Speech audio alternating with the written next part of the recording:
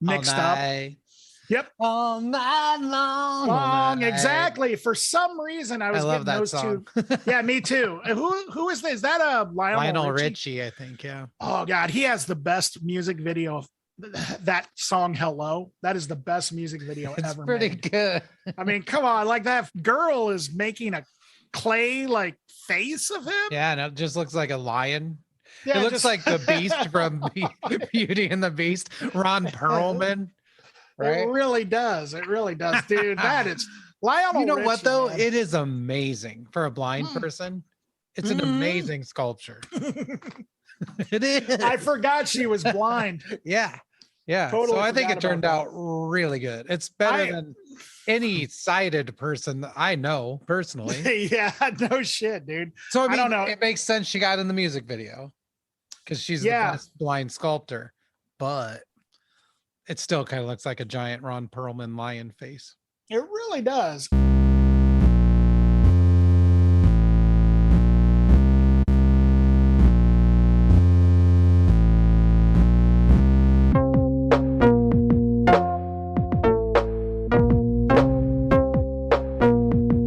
Greetings, citizens of Earth. Welcome to Accelerativ Thrust. I'm Dan. And I'm Eric. And today we are going to be doing something once again that is totally out of left field for the show.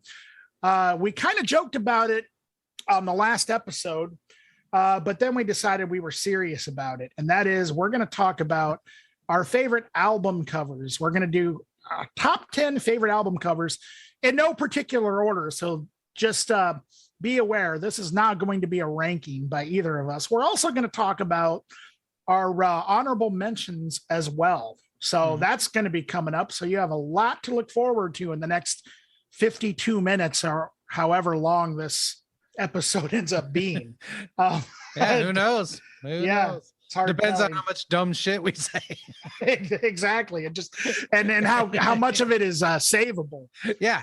If all we say is smart, funny shit, this could be like 3 hours long. Oh man, heck yeah. But it's probably going to be about an hour.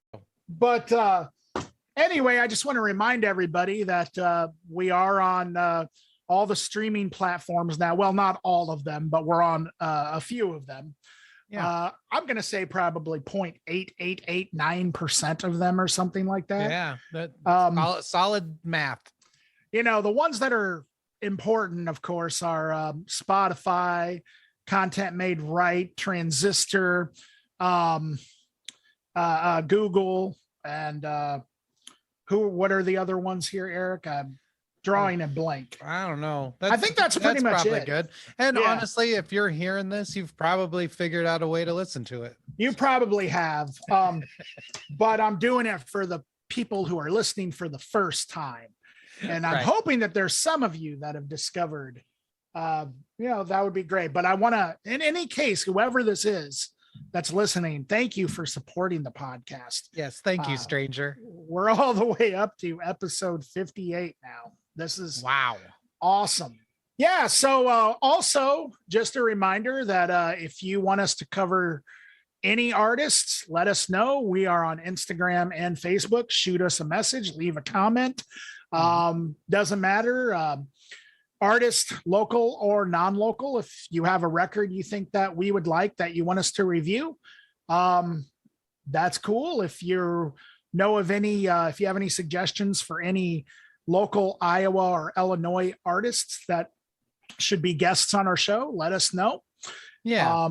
Especially if you are one of those musicians or artists, let us know if you want to be on the show. I was thinking maybe we should expand that maybe to like, let's say 50 miles outside the border of Iowa, like all the way around. Cause I was thinking like, what are the other places? Council Bluffs, Omaha, stuff like Omaha. Yeah. Those things are real close. Mostly Iowa is what we're talking about, guys. Yeah, mostly Iowa, but and that mostly is because that's where we're from. Right. But I mean, I consider the Quad Cities, regardless of if it's Illinois or regardless of if it's Bettendorf, I consider that all part of, technically it's wrong, but in my mind, I consider it as much a part of the Iowa scene. as It's like the Vatican. The Quad Cities is its own state, essentially. exactly. They have their own laws. I mean, as far as I can. They're like Hinkyville. You ever been to Hinkyville? No, I thought you said Kinkyville, and I was like, I haven't been there in a while. Hinkyville. All right, sorry. Hinkyville is this little small town in Iowa. It's it's in the back of a gravel road. Like you go back there, and it is this small town called Hinkyville. It's a pretty cool place. It's a bunch of cabins. I don't know if people actually live there or not, but there's actually like a sign back there that says slow down to like 15 miles an hour with like a picture of a shotgun. Jeez, wow. Yeah. All and right. I don't know. It's a pretty cool place though. I remember I went to a party and pretty nice. Pretty nice. Even despite that picture, I didn't get any bad vibes from the place at all. Honestly, despite that picture, and I don't know, that picture might not even be there anymore. It was in like 2005, though. Lots of pictures were still up in 2005 that are now down. Yeah, could be. Yeah. Well, okay. Yeah. Before we get to our record covers. Yeah. Let's talk about some news. All right. What do you guys think? What do you got? Okay, so the first thing I got is about Beavis and Butthead. Yeah. So apparently they're coming back and they're apparently all grown up. Although this article, which is I'm getting this from Metal Injection, it's coming back with a brand new movie. Mike Judge himself is saying this, but I guess there's like the only thing that he's really giving out was this picture, which has a very old looking Beavis and Butthead. So I guess maybe the idea behind it is that they're like going to be like old, like they're actually going to age. So I don't know I don't know if that can be pulled off in the same, in a good way or not. We'll just have to wait and see. I mean, Beavis and Butthead is still, in my opinion, one of the greatest things to ever grace the television screen. I used to watch it religiously. I mean, has it aged well? I don't know. I do remember that in 2011 or something like that, it came back for like one season. Oh yeah. And it was like a reboot, but what was great about it, and I talked with our enemy Chuck about this, it felt like 1996, like they were just returning from 1996. Like it felt like the next week of a new episode, with the exception of they didn't just talk and laugh at videos. They also talked and laughed at clips of Jersey Shore and other like reality shows like on MTV, as well as videos. But it was still, in my opinion, that season, that reboot season that only lasted one season, was just as good as the 90s Beavis and Butthead. Wow. Yeah, I watched it a lot. Here's the thing that happened, and I'm not going to name any names or whatever. But I had a friend two friends, in fact, that they were like really close friends. And then I was friends with them, third wheel. And before that, they didn't have any sort of like discernible personality of their own. So they became Beavis and Butthead. And so every time I talked to them and hung out, it was just like hanging out with Beavis and Butthead. They would literally do the Beavis and Butthead impression. The impersonations. All the time. Like that was their existence. It was okay. Interesting. But then, whenever Beavis and Butthead came on, I was kind of like, well, I don't have to listen to it anymore. So I would, I didn't watch it quite as much because I had two friends that morphed or transformed into Beavis and Butthead. So that's sort of, sure. Yeah. And I'm sure our enemy Chuck will remember exactly who I'm talking about. So. Enemy Chuck sounds like a good band name. I already have. It's already started. We haven't even it's there right now. It's called Piece of Human Garbage, in parentheses, go eat shit. Oh. Yeah. So it's really like, good. Is it GES, is it abbreviated? Like go eat shit? Oh no, because Oh no, the you're just chorus is human piece of garbage. Go eat shit. It's like a gang vocal. oh man. Yeah, Dude, that sounds yeah, it's gonna be fantastic. pretty sick. Oh Oh my man. god. All right. Whew. So the next piece of news I got here, this is a bizarre one actually. So ex Coal Chamber bassist Raina Foss, it was reported last week that she has been missing since last September. But now, according to Raina's daughter, Kayla Rose, Raina is not missing, and Kayla has spoken to her as recently as a few days ago. Kayla, her daughter, added that she has a message in the New Orleans Police Department of advising them of this and is waiting for them to respond. And she has no idea where this came from, that she has been missing since September. I don't know. I thought it was really weird when I saw like, okay, she's been missing since September. Why are you guys just now reporting it in January? Yeah. Like, I don't know. It's really weird. Like I was like, there's something weird about that. Yeah. And her daughter, Kayla, is like, I'm confused where all of this started from, but it can stop now.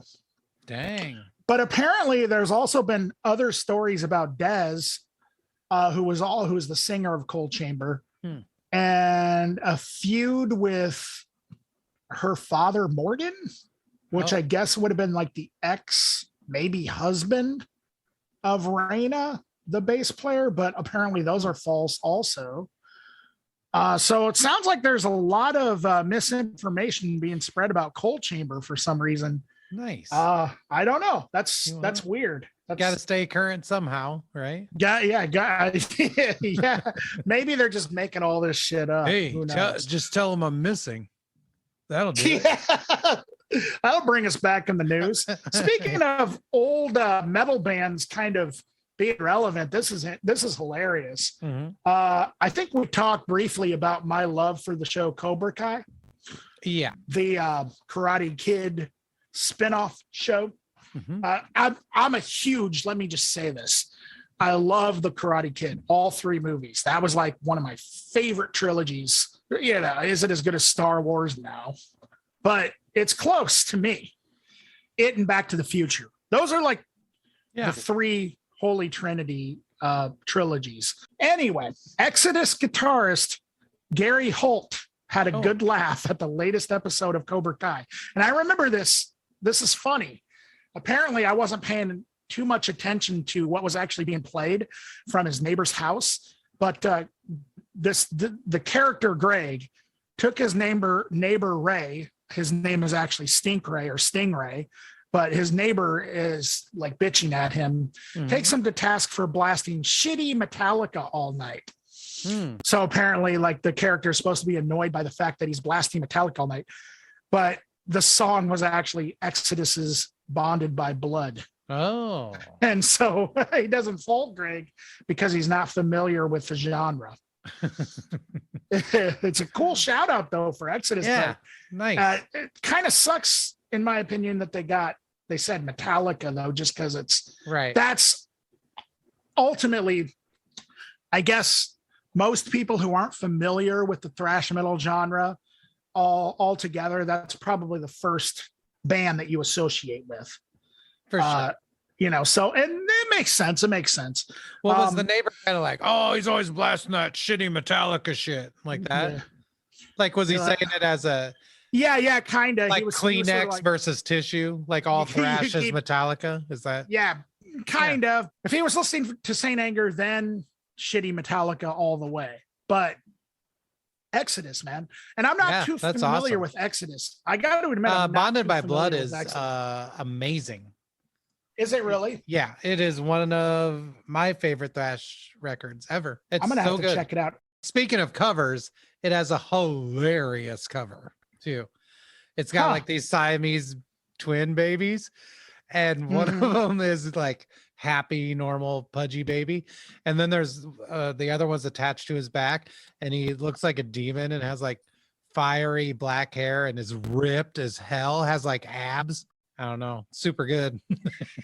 Wow. Yeah. If you've never seen a Siamese twin baby with abs, check out Bonded. I'm gonna have to check that out for sure. All right, so that's what I got for news. Nice.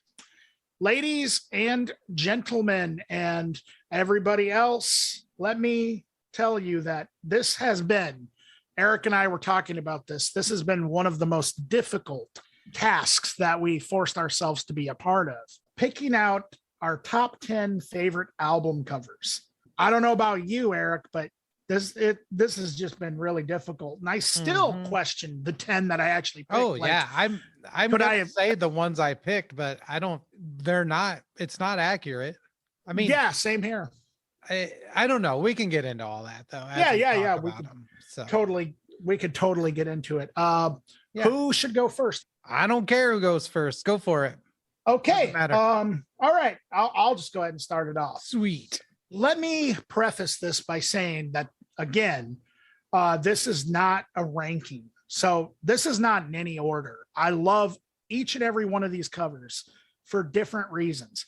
The other thing is, I thought about if I should put certain criterias into place here. Ultimately, I came up with some of these. I didn't use any criteria at all. Some of these are just straight up my personal favorite, but a lot of these I picked because of how iconic they actually are in terms of not just the influence of a lot of other, just in pop culture and things like that, but also they were so iconic that they were the reason why I got into the band. Oh, cool. Yeah. Sort of thing. And a lot of these are that.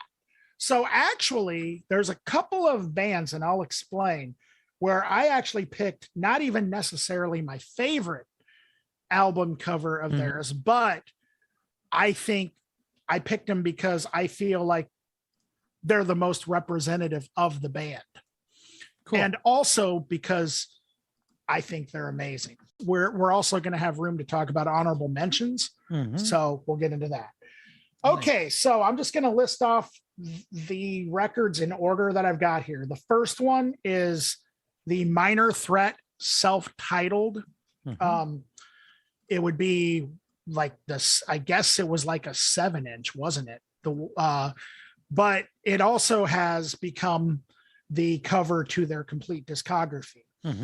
To me, the Minor Threat complete discography or self-titled of, I'm assuming it's Ian MacKaye, who's kind of hunched over on a set of stairs, is the perfect representation of hardcore at that time.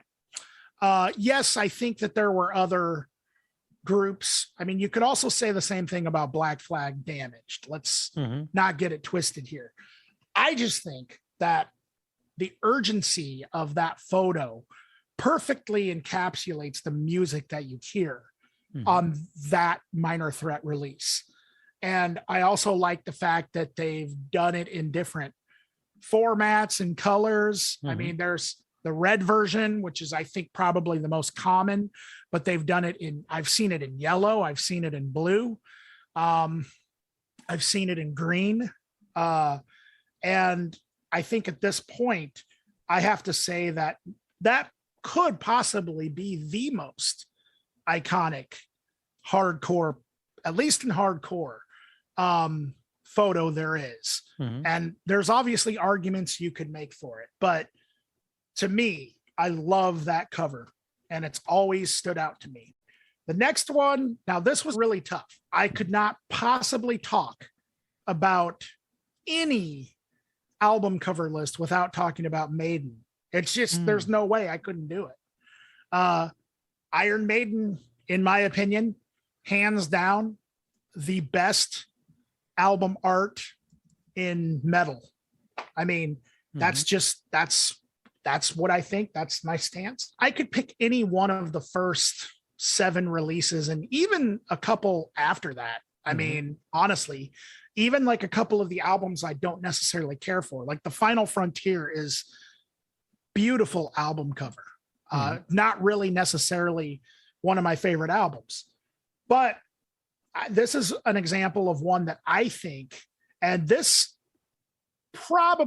might be a controversial opinion, and you might disagree with me here, Eric, but there's one album cover that I just think is perfectly represents Iron Maiden. And it was also the first album cover that I saw that drew me into Iron Maiden.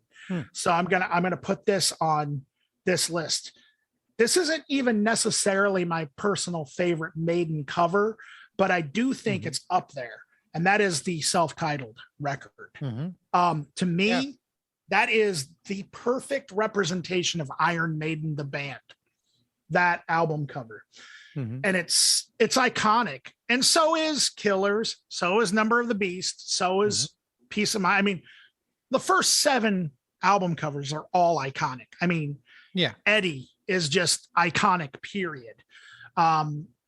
It gets people talking. It gets people, hyped up for whatever they're going to listen to. But more so than any other Iron Maiden album cover, I hear the music in the artwork, if that makes any sense. Sure. On the self-titled one. The next one, and let me explain this a little bit.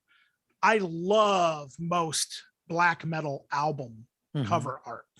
I think black metal has some of the best, most gorgeous album covers, like any artist. And I'm not even necessarily a huge black metal fan, but there are some artists that I love and in black metal. And one of those artists is Dark Throne. In fact, I would say Dark Throne is probably my personal favorite black metal band.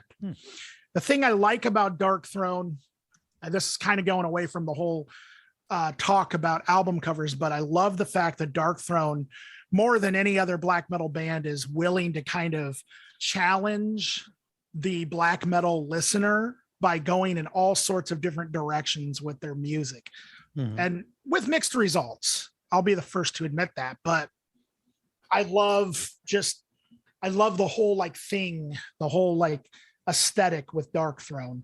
In my opinion, probably the most iconic black metal album cover is Dark Throne's Transylvanian Hunger. Love that album cover. It's so simple, so black and white and in your face, and perfectly, again, represents what you hear on that era of black metal. Lo-fi, in your face, almost anti-production.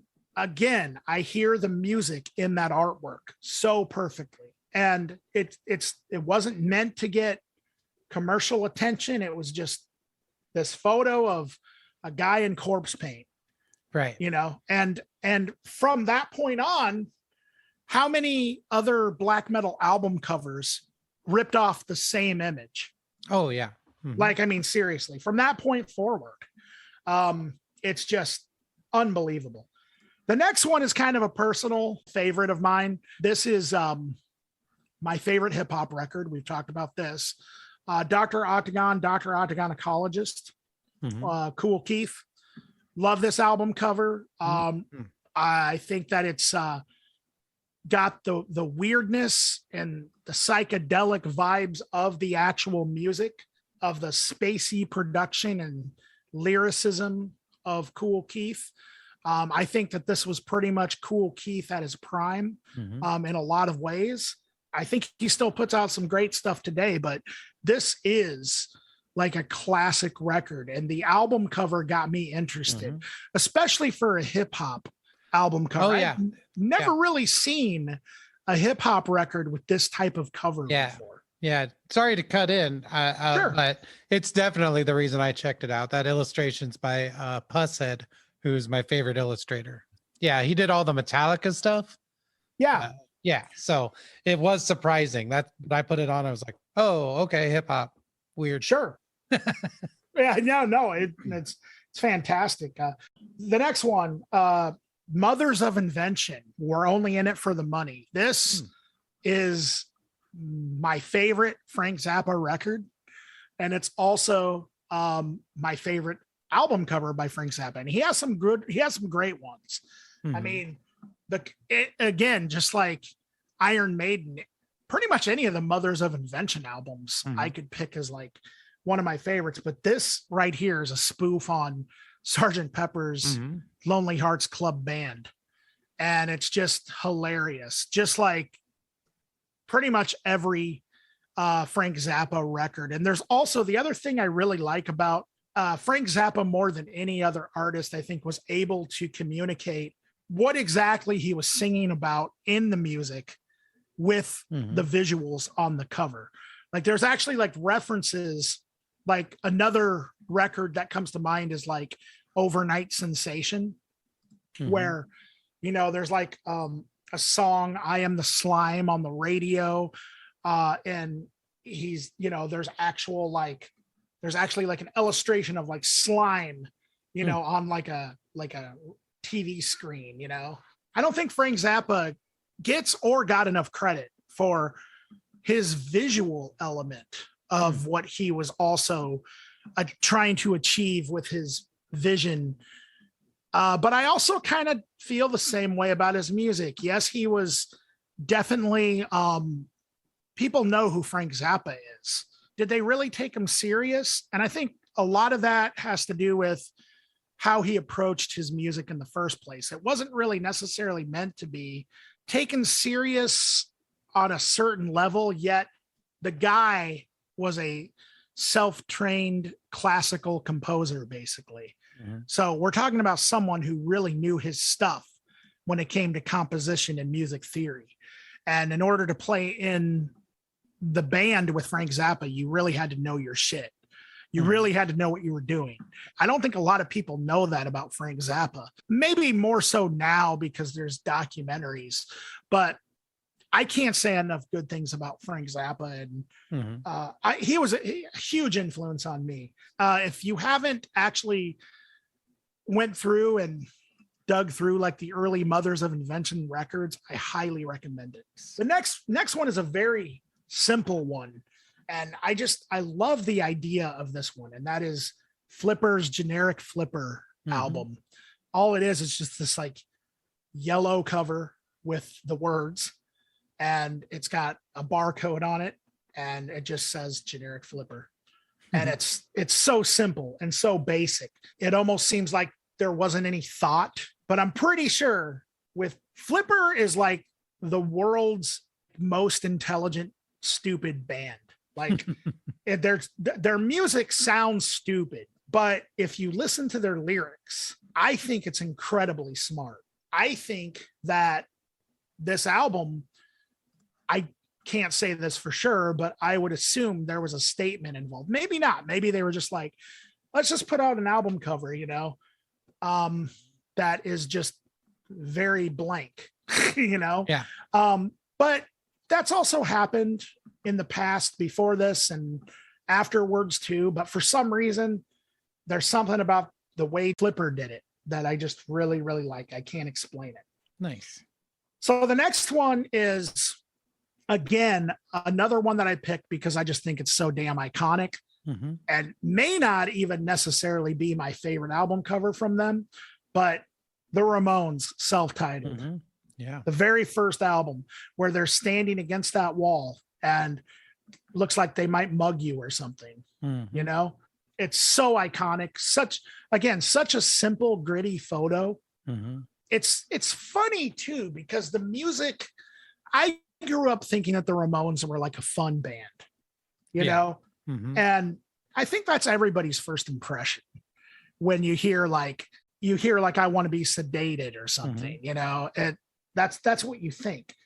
But then you hear songs like 53rd and 3rd, which is on this record, which is, again, you hear the music in that photo.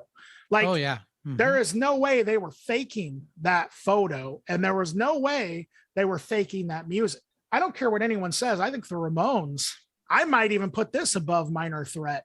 Like, now that I think of it, like, Minor Threat might be second and Ramones might be first in terms of just the perfect example of punk rock, like through visuals. But I also love the cover to Too Tough to Die. I think that's one of that might be my favorite. I love the family photo aspect of End of the Century. Yeah. I think that's great. I also love like Rocket to Russia, which is basically just like a another version of the self-titled album. I mean, that's basically what Leave Home was too. Like, you know what I mean? Yeah. So Ramones, self-titled, love it, love it. The next one is a group that I know you and I are both familiar with. You probably more so than me, Eric, but Residents. Love the Commercial album. Oh yeah, The Commercial album for cover sure. is so good. I love you like kind of turn it upside down and the eyeball and everything. And it's just, it's this really like sort of like neon fluorescent sort of, it almost like looks like it could glow in the dark or something. Yeah. Very cartoonish. Absolutely fantastic. Do you know who the artist was on that by any chance, Eric? I don't. It's that same kind of cut up collage method that a lot of Residents and Ralph Records stuff uses, but I don't know who did that stuff. Yeah, unfortunately. Yeah, fantastic stuff. The next one is a total personal favorite, and that is Men's Recovery Project. And the album Resist the New Way. Oh, okay. Which is, I love the album cover to this because it reminds me of a comic book from like the 80s. And I mean that there's huge attention done to shape and form, the way the buildings are kind of positioned. It almost looks like he read Sam McPheeters. I know he does all the art to his own band. And he also, I think he did that with Born Against, as well as Men's Recovery Project. He was also in the Wrangler Brutes. I know that he did all the art to Men's Recovery Project at least. And he's just a great artist. I love the fact that he shows all of these characters or whatever they are that are expressionless, basically. So they're basically like aliens or something. Yeah. Fantastic stuff. I love that one. And actually, I almost put Grappling with the Hominids. Oh man. And the Basra record. So yeah, those are all amazing. It always reminded me when Tom Goes to the Mayor, when that came out. I always thought it kind of looked like those. I really think that Tim and Eric were probably influenced by Born Against, because Tim and Eric both came from like the punk rock scenes and where they grew up, man.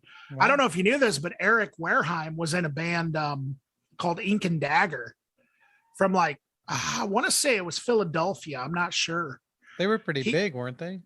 They were fairly big in like sort of the underground, sort of, you know, the underground indie sort of hardcore scene. They kind of did like, they kind of pioneered a lot of what My Chemical Romance and stuff brought to the mainstream without being a black metal band. They kind of did like the whole goth thing, mixing like goth and punk. And Erik Wareheim played bass for him for a little bit. And I didn't know that. That's good. Yes. And so I would not be surprised one bit if Sam McPheeters was partly an inspiration for everything that Tim and Eric does. Nice. So the last one that I am going to pick is the Stooges. Iggy and the Stooges, Raw Power. It was so hard for me to pick between this and Funhouse because I love the collage aspect of Funhouse, and Funhouse is probably my favorite Stooges record.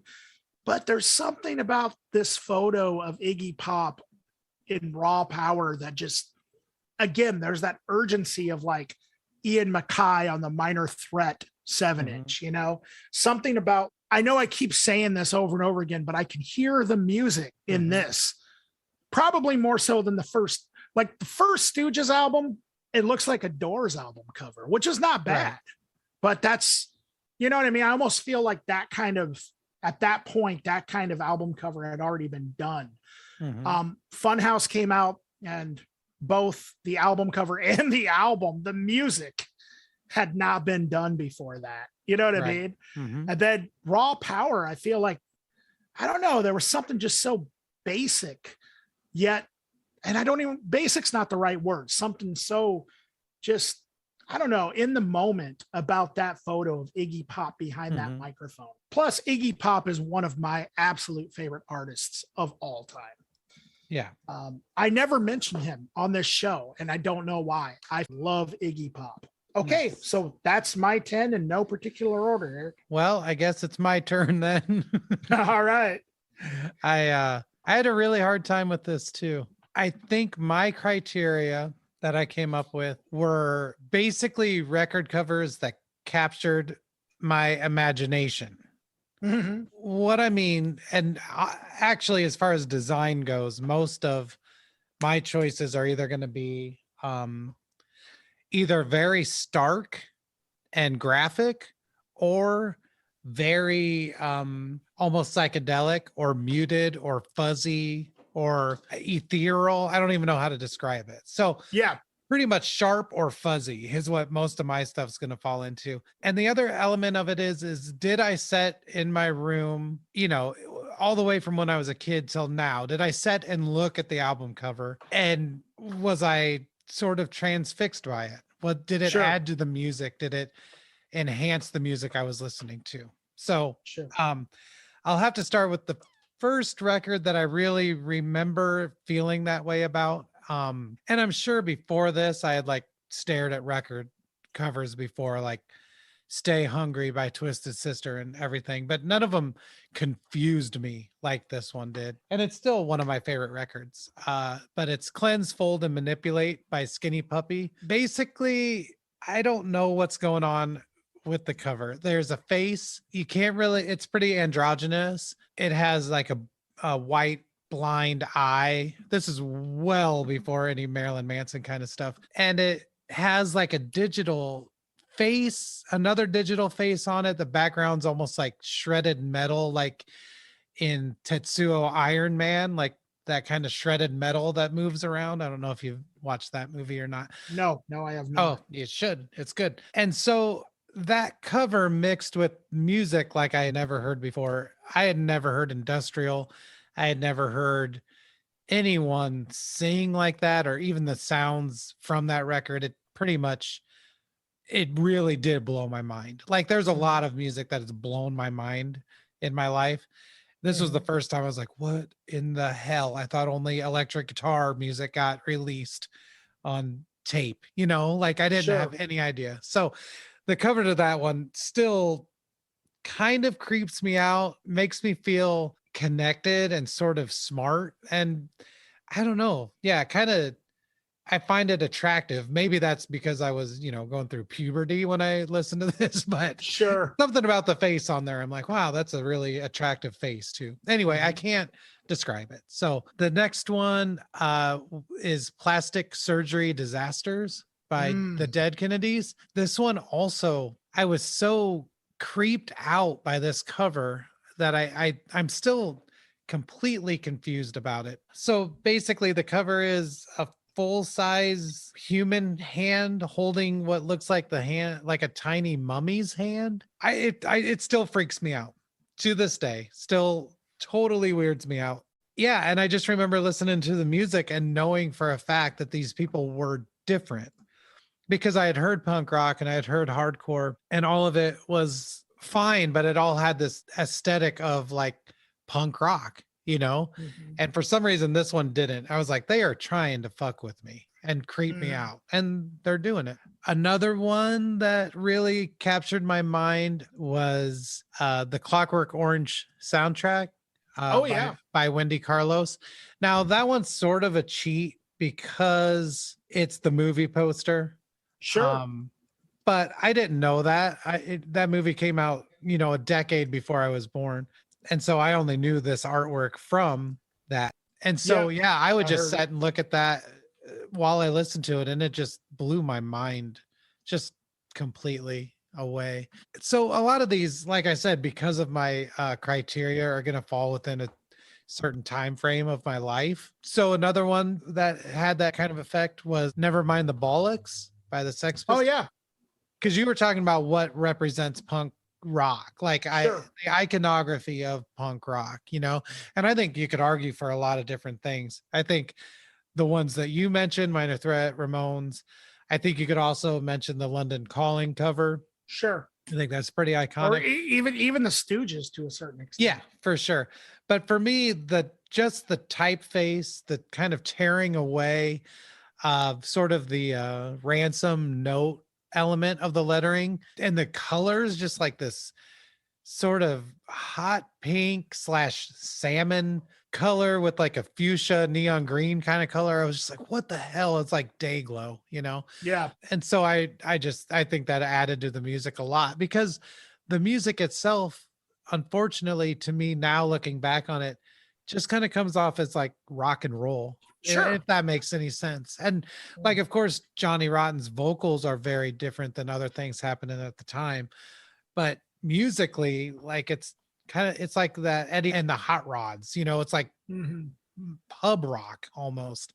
And so I think that cover took it to another level. You were like, well, this is different because you don't think of Steve Jones being like some tough guy playing at a pub. You know, you think of him as someone that would have hot pink on his record cover. So Hmm. I think it added a lot. Another one that really does it for me and did it for me is Transformer by Lou Reed. I Mm. think that it's beyond iconic. I think Lou Reed at that time was kind of trying to reinvent himself, you know, or at Hmm. least sort of break away a little bit from the Velvet Underground.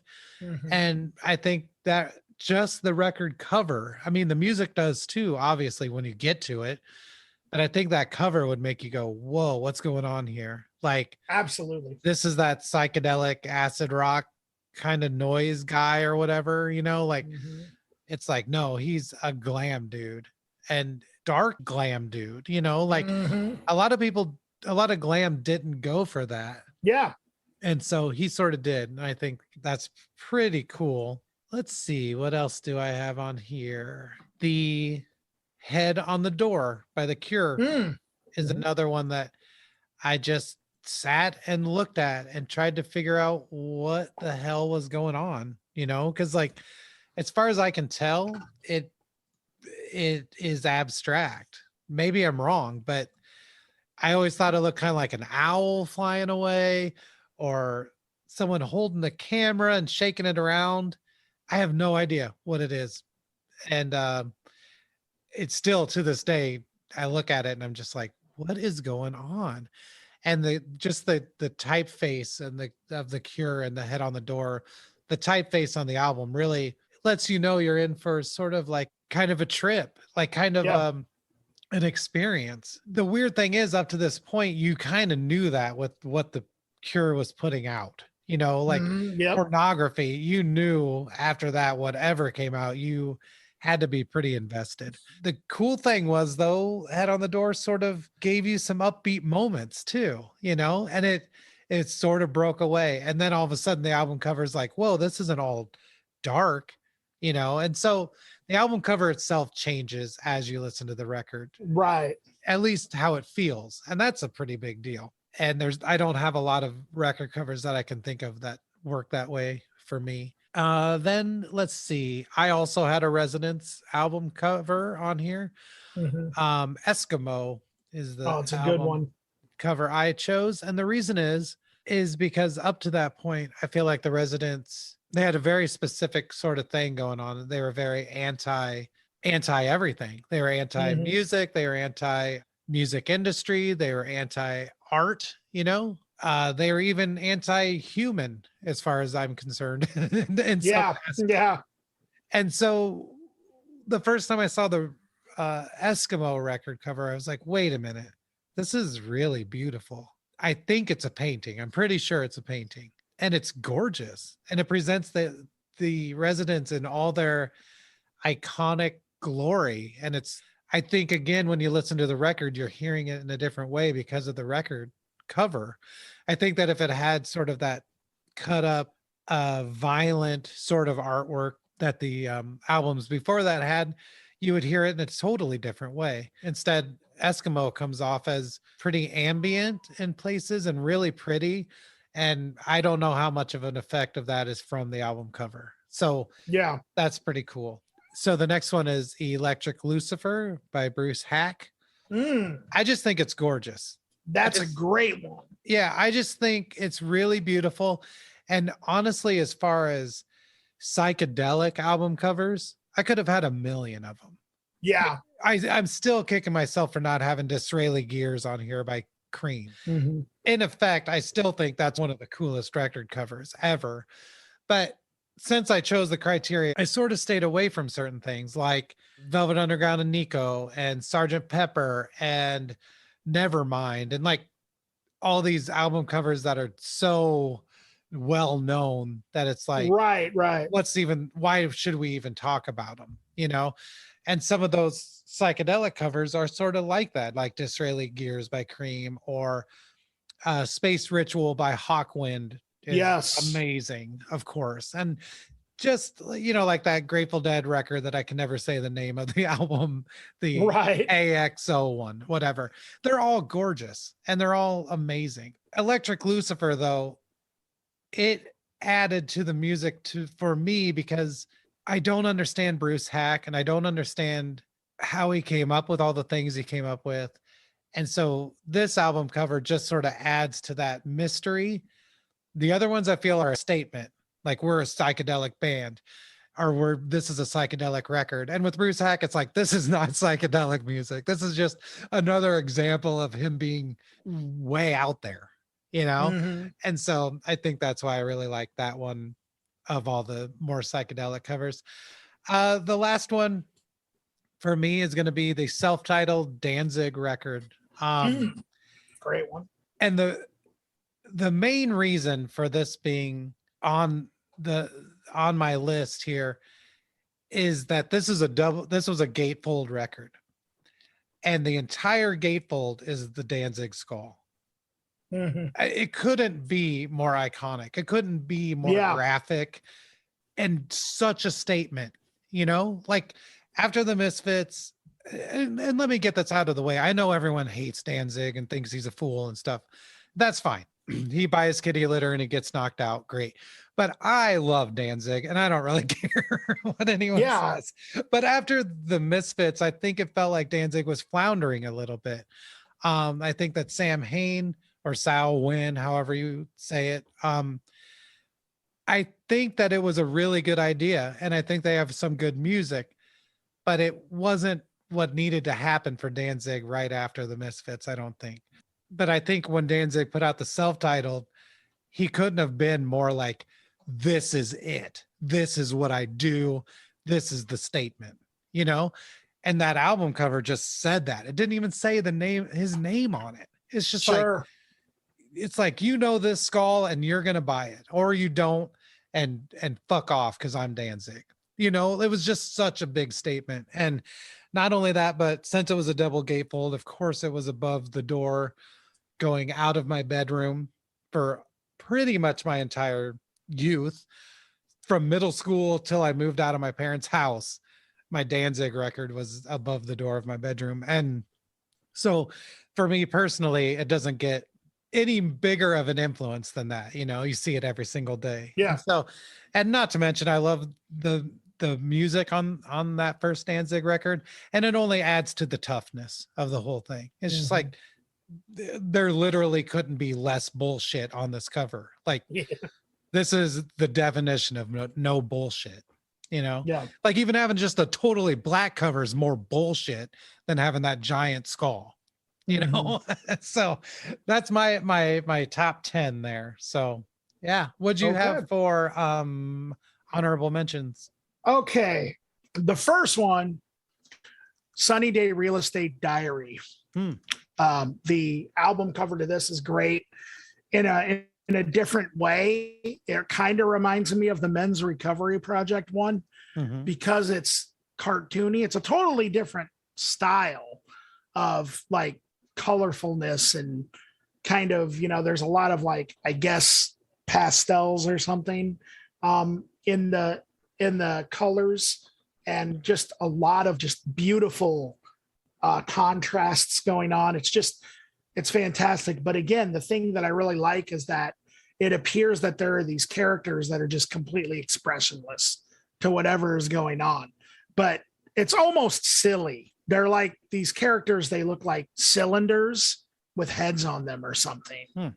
I don't really know how to describe it, but nonetheless, the way that this album looked got me interested in wanting to listen. The cover, they're all kind of like gathered around this thing that's going on. I don't know, like a toaster's on fire or something. Mm-hmm. And they're all still smiling, Right. just completely oblivious to it. And there's something about that. It's almost like Sunny Day Real Estate's music in a way too. Again, I guess I know I keep saying this, but I hear the music in this cover. You know what I mean? That's the kind of stuff I love. I love when the bands are able to just communicate their vision and sound through the album cover. Yeah. Nice. Okay, so the next one is another black metal one, and it is Mayhem. Mm-hmm. And it is their album D Mysterious Dom Satanas. I don't know if I'm saying that right, but it's this really dark, spooky looking like mansion type of house, or it may not even be a mansion, but it is, I don't know, it's really haunting, and it really puts me in mind too. This is going to sound really weird, but I remember growing up, I remember for some reason when I was like 7, 8 years old, when my parents at night would drive down like 2nd or 3rd Street, those old looking houses that are on 2nd and 3rd Street were terrifying to me when I was like 6 or 7 years old. I mean, they just looked like they belonged in a horror movie. And the album cover to this looks like that. It totally just, it looks like the perfect scene for a horror movie. Just this really dark, blue glowing like house with pointy seat, like almost like a castle or something. Yeah. And then the Mayhem logo. And it's just, it just looks like there's going to be dark shit on this album. And there is. That's all it is. That's all Mayhem is dark shit. Like, I can't think of any better way to describe it. Can you? I mean, you know, it's dark works shit. for me. Exactly. So the next one I want to talk about is another Iggy Pop record. And that is his first album, The Idiot. I love this record. It's kind of one that I feel is overlooked a little bit. Maybe it's not. I don't know. Maybe that's just how I feel about it, and it's not true, but I don't know. I never really hear people talk about The Idiot, but I love the album cover because me too. It's just this, I don't know. He's in this ridiculous pose, which Iggy Pop, in my opinion, is one of the most photogenic rock stars of all time. I mean, the dude can make anything look good. The next one, the Melvins Lysol, or it's the self-titled album cover. The great thing about this record, it was originally called Lysol, but they ended up getting a cease and desist order from the Lysol company. And so then they had to put like stickers over the Lysol logo. And it's just another, like, it's just a very fitting album cover for a Melvins album cover. I mean, it's an Indian on a horse, like kind of just looking up at the sky. And it's the music. There's an Alice Cooper cover on here.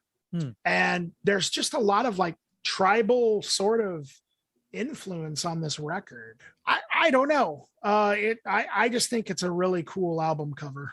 I think it's a really beautiful painting. That's just another, but really the Melvins, I mean, Bullhead is another great album cover, and so is Houdini.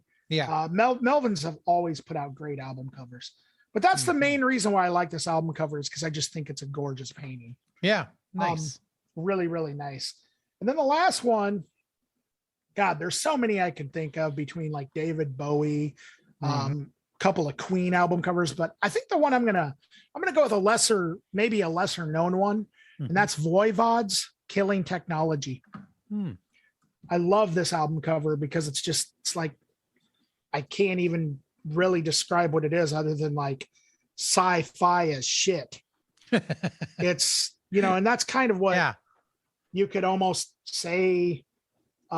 You could almost say that that's exactly what Voivod is. Yeah, At least they are sci-fi as shit.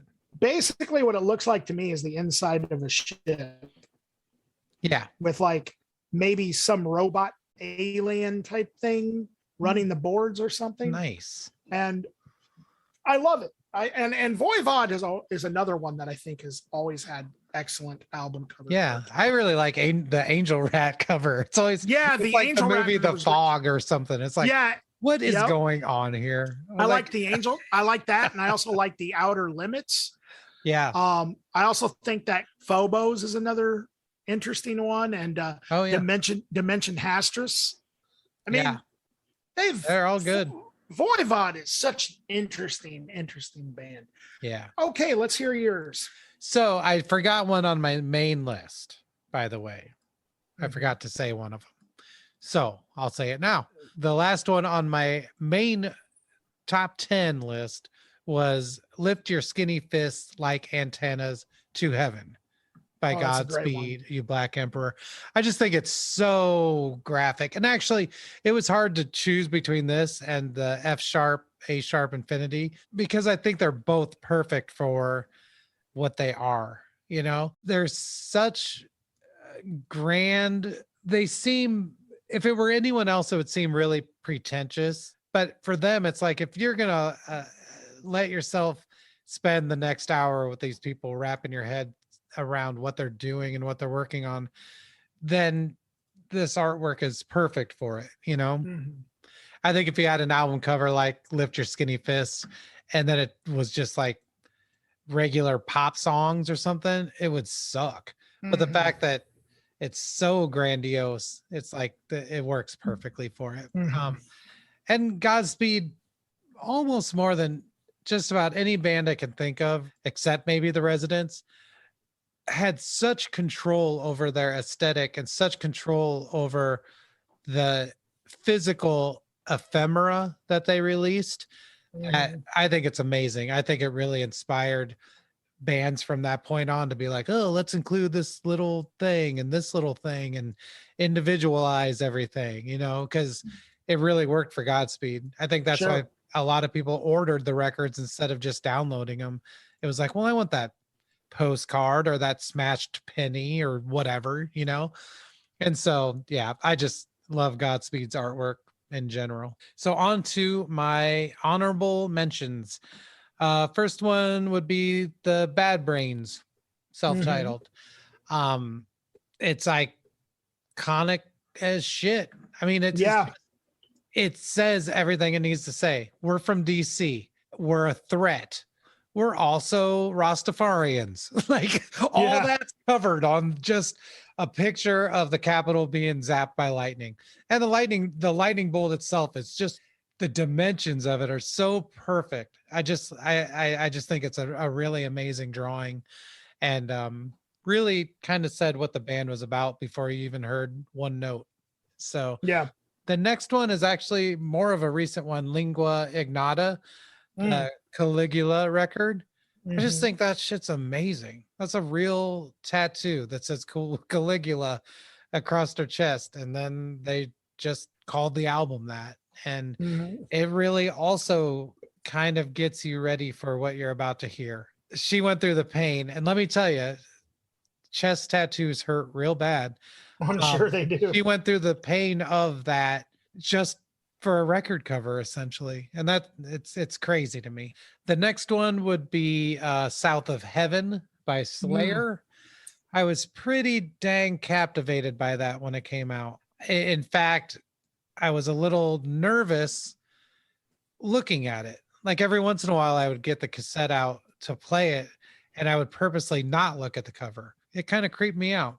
So, but I've had that with multiple things, usually like when I was much younger, But yeah, South of Heaven for some reason really all their record covers are just, well, I mean not all, but the first few are just they really tried to scare you, and I think they did a nice Absolutely. job. So, Absolutely. the next one would be Dummy by Portishead. Oh yeah. Again, just really confusing. I don't know what's going on here. It looks like Beth Gibbons, the singer, maybe bound in a chair or something. And it looks like just fuzzy film. It looks like it's like a still from a film. So it kind of seems like a, a snuff film. But the thing is, the way I'm saying this sounds like it's misogynistic and brutal towards women or something. That's not the case at all. I would implore you to look up the cover to Dummy by Portishead. It's just more like you don't know what this could possibly be a still from. And it definitely appears to be a still from something. Mhm. And so that level of mystery, and then add the music into that too, and it just seems out of nowhere. It's like, what is this? Sure. And I think that's great.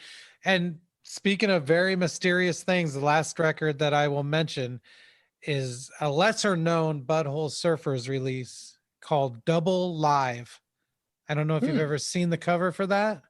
Let me look it up here real quick. I think so. So I back in the day, Muscatine had a co-op records for a little I remember while. that. Yeah. I remember that. And so this was a record that I don't even remember how I got it, because I went with my mom to co-op and she said I couldn't get it because it was so messed up. And the fact that the band is called Butthole Surfers, I don't think really helped my case at all. But I think I had, I think I had either my sister or my aunt drive me to co-op and I got it. I still can't look at it without getting severe heebie-jeebies. Yeah, it's so fucking weird. Again, I would ask that everyone look it up, because everything I say is going to sound like I'm making fun or putting down, or I don't know, being like ableist or something, or even just stuck on people's looks or something. But all I'm going to say is that the cover is from a live Butthole Surfers show. It's a performance artist on the cover, and this performance artist physically has a lot of interesting sort of features. Okay. I since have learned the story about how this photograph came to be, but I'm not going to tell you. And I would hope that you don't find out either, because it's way more fun to just be terrified of it. Interesting. So, yeah, Double Live. Yeah, do you still have this record? I don't have it anymore.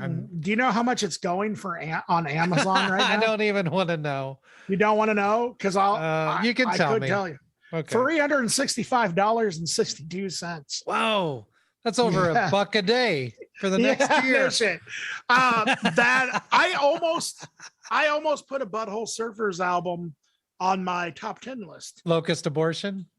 Yes. Yeah, I almost did too. One of my favorites, but yeah. Also the Muscatine Co-op you mentioned.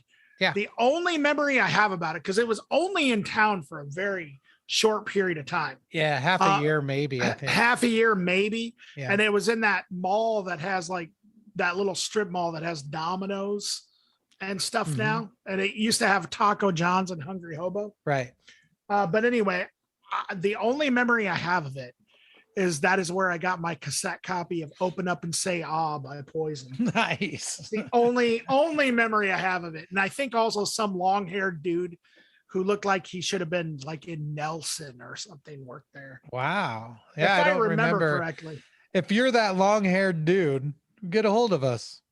Dude, if you might even be in Nelson, you never know. Yeah, if you're a member of Nelson or used to work at Muscatine Co-op, or both. Let us know. Let us know, dude. I think Nelson was from Muscatine. Yeah, that's true. So yeah, Nelson was the original like twin rock band. Like who else is there? Well, Island Boys. Island Boys. Well, there's Hanson, but they weren't.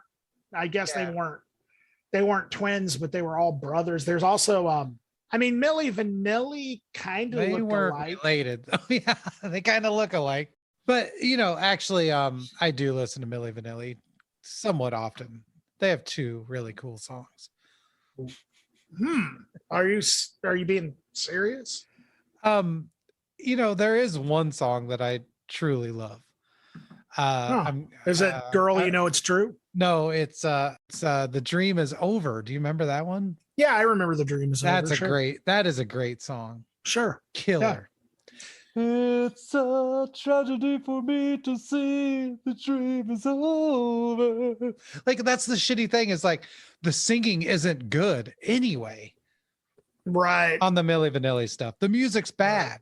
So it's like, who cares who sang that shit? Like, And it's at still least shitty. at least the tape didn't skip during that song. Could you Yeah. imagine how catastrophic Girl, that you would be? know it's girl, you know.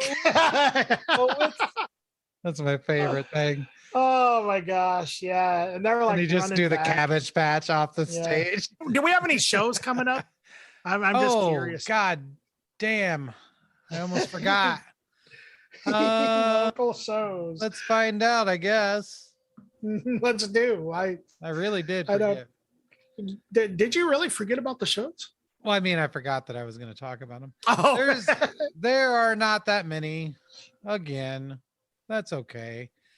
Tonight, January 13th, In Human Condition with Macabre and the Crusadists.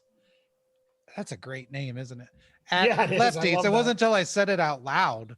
I was like, oh, sadist. I get it now. Crusadist. Crusadist, yeah.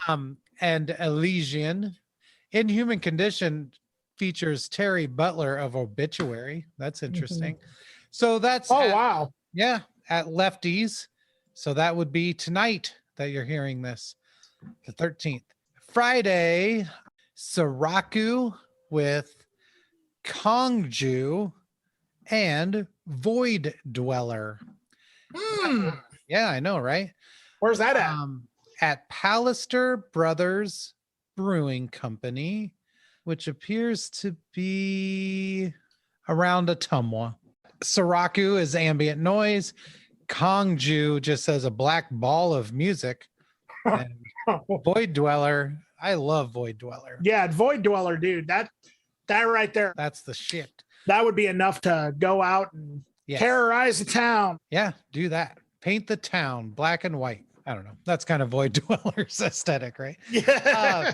So that's on the 15th. And then on the 16th, on Sunday, again at Lefties, Archers with What Lies Within, Careful Gaze, and Too Far Off. I wasn't able to find a whole lot going on, everybody. So Okay. I'm sorry about that, but what can you do?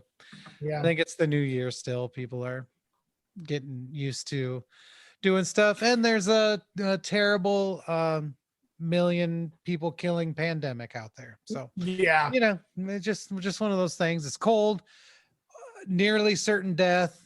Stuff like that keeps people away from shows and from setting up shows. So anyway, that's all I got for shows. All right, man. Yeah. So I guess now is the big finale, isn't it? The big finale. Okay. The big finale. So let's get it started. All right. So I was thinking maybe you could stand next to me, Eric, and then I'll stand behind you, and then we'll go ahead and set off the fireworks. So I'll start off. Wait, you're going to stand behind me lighting fireworks? Well, no, the fireworks are going to go off behind me.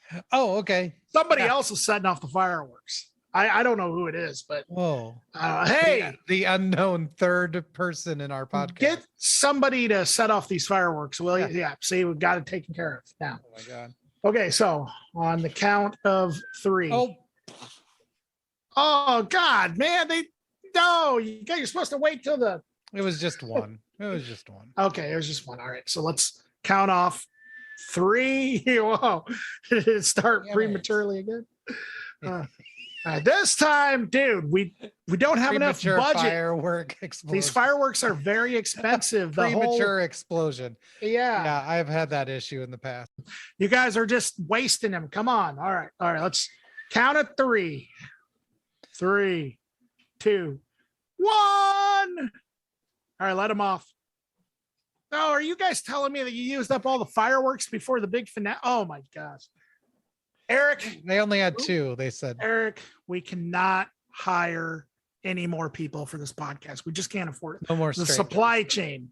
No more strangers. Yeah, I don't trust them and I don't like them. I mean, I don't even have candy to give them that we promised. So it's no way you're supposed to take candy from strangers, not give candy to strangers. Oh, is that? Oh, so that's the biggest thing. That's where I fucked up. Sorry. Yeah.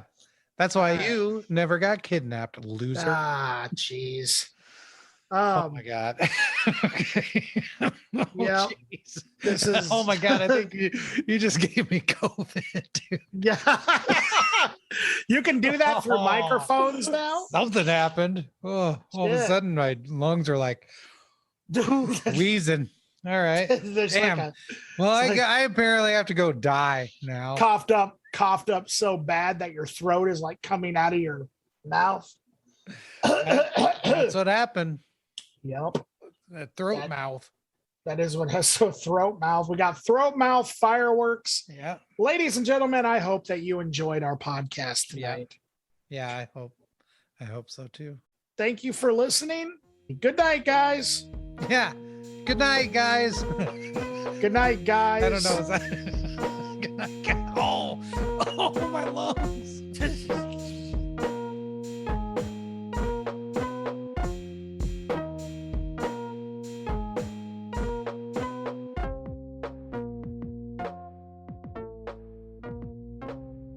Oh, he's always blasting that shitty Metallica shit.